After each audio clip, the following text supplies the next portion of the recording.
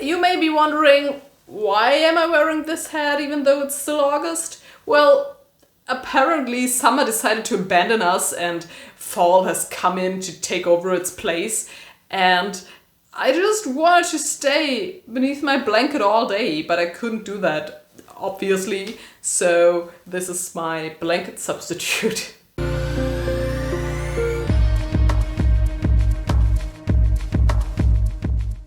Hello fellow mushroom people and welcome to this video. So today I want to talk about tropes I love. Turns out that compiling a list with things I like was way harder than compiling a list of things I didn't like. I'm not really sure why that is the way it is. I guess it's because we tend to notice the things that bother us way more often than things we enjoy. That's why negative memories stay with us way longer than the positive ones. But anyway, I found some things, some tropes. I collected them and put them in a list, and now I want to talk about them. The first trope on my list is the big guy. He is tall, he's strong, he's probably ruggedly handsome and very muscular. Maybe he's not wearing a shirt because that may be his thing. But he has a heart of gold. So it's not the grim, dark, broody guy. It's the grim, dark, broody guy, but with a soft side. I just like these kinds of guys who, even though they pretend to be very hard and don't let anything bother them, who on the inside, they're just cute little babies who deserve our protection and our love, and who do things because of kindness and not just because they would benefit from them, even though they would never tell you. But everyone knows anyways because they are very easy to read, because they can't hide their kindness very well. I just like those kinds of characters.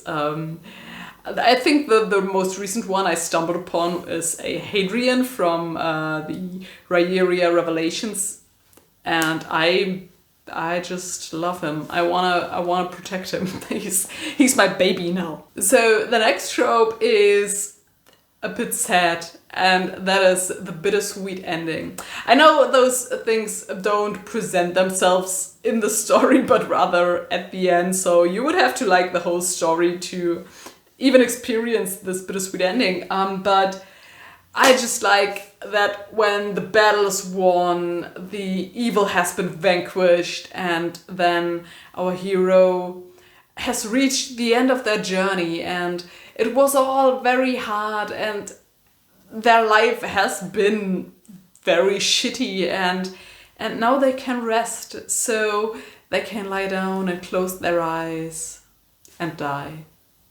But the world is saved and they finally have their peace. And yes, I like a bittersweet ending, even though it will probably make me cry. Alright, so the next trope on my list is another one that has to do with death. And that is the heroic death. And by that I mean a meaningful death. So I really don't like characters being killed off page if they were named characters. I can think of a few specific examples where that happened, and I think in those two cases that I'm thinking of right now, the characters that were killed off rather unceremoniously were, I think, my favorite characters, or I really like them. And I don't like that. If you have a story that is like an epic fantasy and you introduce all those amazing characters, don't just kill them off page and say, and Hans Werner died in the battle last night. We didn't see him again. And I would be like, what but Hans Werner? He was my favorite. He was a big guy with a heart of gold. How could you kill him like that? You're horrible. I hate you. So that might lead to me never picking up your books again. I don't mind if thousands of nameless foot soldiers are getting killed off page. Who cares about them? But if you kill off Hans Werner off page, don't do it. Just don't do it, please. The next trope that I like is the gang. By that I mean like a group of characters who have this, I think you could call it found family. You would probably have the leader, then you would have the kind of counterweight to the leader, those who are always butting heads. And then you would have some other people in there. So, but they would have this very wholesome dynamic going on, and so you could see that they have a special connection and that they like to be around each other. So I really like that, and yeah, call it found family maybe. But anyways, they have this, whatever they are, maybe they're a group of superheroes, or they are, I think the most common one is this thieving group who do things for the greater good because they're stealing from the rich and giving to the poor, or trying to overthrow an evil government or whatever, but they have found family in their found family. And now they're a gang, so I will call it a gang. Alright, so the next trope I very much like. I don't even know if it's a trope really. I just wrote down mysterious deities.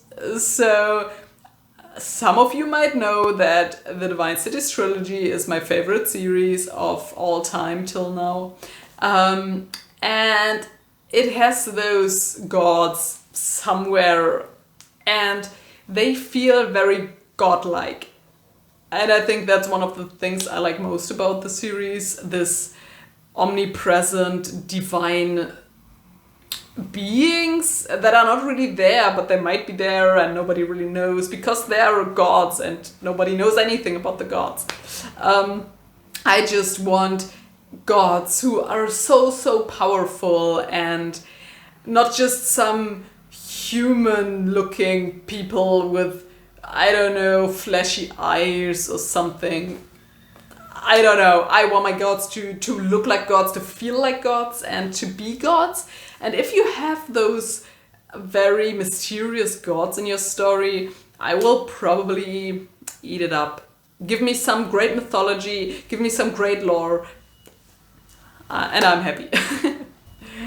Okay, so the next thing I really like is a thing that kind of ties into this god thing that I just mentioned, and that is the forgotten history. So if you have in your story a period of time that has been forgotten by everyone, so nobody knows what happened in those 400 years,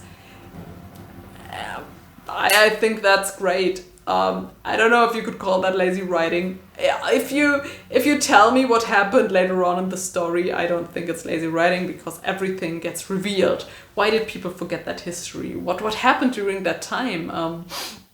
Or how did we get from medieval villages to huge cities with kilometer-high towers?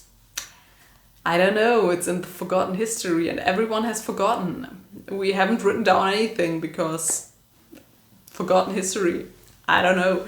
I just like that. I think it's very neat. And if it's well done and there is a reason for this part of history being forgotten, I will dig it up.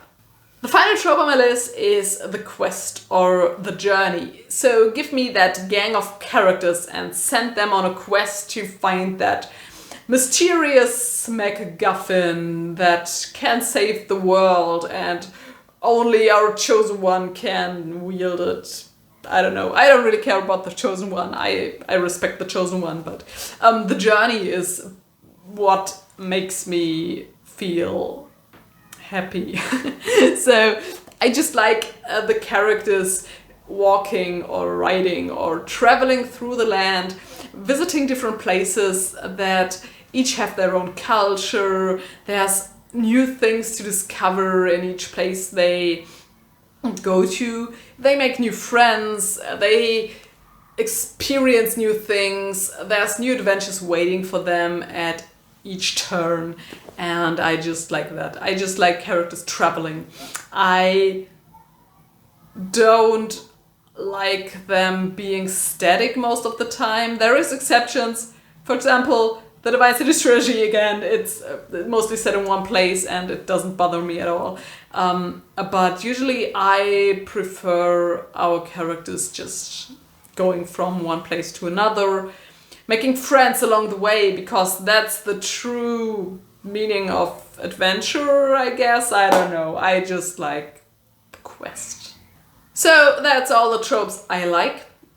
There's probably more that I couldn't think of, but maybe I will make an updated list sometime in the future. The funny thing is that while I was thinking about tropes I love, I stumbled upon so many more tropes that I hate. And it's just so... I guess negative things just stick with us way more than the positive things do. But I want to say positive because positivity is just great, and let's all stay positive. And that's it for today. I hope you enjoyed this video. If you did, you're very welcome to leave a like and leave a comment. I would love to chat about tropes you love and don't love and all that kind of stuff. Talking is hard. And see you again next time.